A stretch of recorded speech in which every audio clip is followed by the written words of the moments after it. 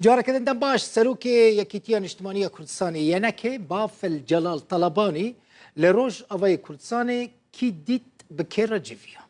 بافل جلال طلباني ده سردان خويا روج أوي كردستاني ده بفرماندار جشتي هسدي مظلوم عبدي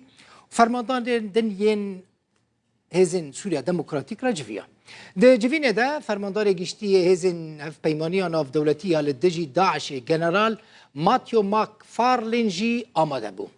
پشترا بافل جلال طلبانی به هف سروکین پارتیا پیاده آسیا عبدالله صالح مسلم و اندام دسته هف سروکتیا پیاده فوزا یوسف رجفیا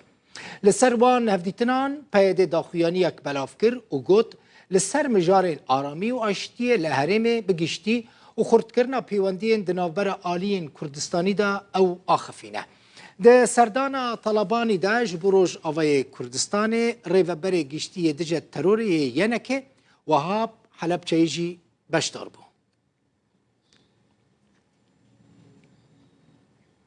امریکا هر دمه جه ترکی را دبیجه لایرشک بجایی یا لدجی نافچین حسدی روج آوای کردستانی نفکره. لی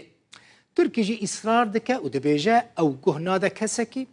و فرمانان جی تو آلیه کی ورناگره لسر و مجاره هر دو آلی بونه وکه دو دیکان یعنی لحف ناکن هر یک آلیه کی سریه کی دکشینه و لهم بر هف راوستیانه بردف که وزارت برگری امریکا جنرال پاتریک رایدر ده کنفرانس که روزنامه‌وانی هفتانه ده لپانتاگونه بحثا و مجاره کر گوت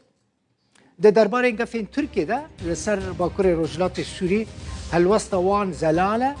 و ببردوامی او چافدیریا روشید کن تبیجه هزین امریکی و هزین سوریا دموکراتیک حسده دست بگرین هفبش کرنه هزین امریکی لوین آفچه لسر ارکی خو بردوامن او جی شر الدجی داعشیان جنرال امریکی گوت او لگل ترکیه و هف پیمانان جی لسر حمو آستان دنوها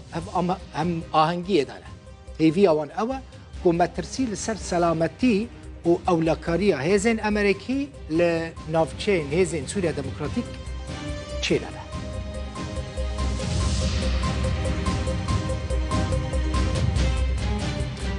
استخبارات ترکیه میته جوانکی کرد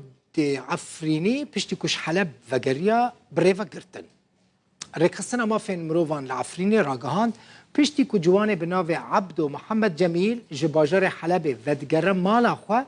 لگند کفرزیت گنده که عفرینه روژا 15 و ماه جالی استخبارات ترکی میته و هاتیه گرتن و حتانها چارنویس وینه دیاره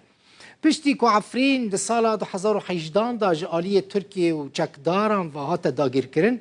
ادی به هزاران خلک عفرینه کوچ بربون پرانی آوان لحریم شهبا و حلب بجيبونه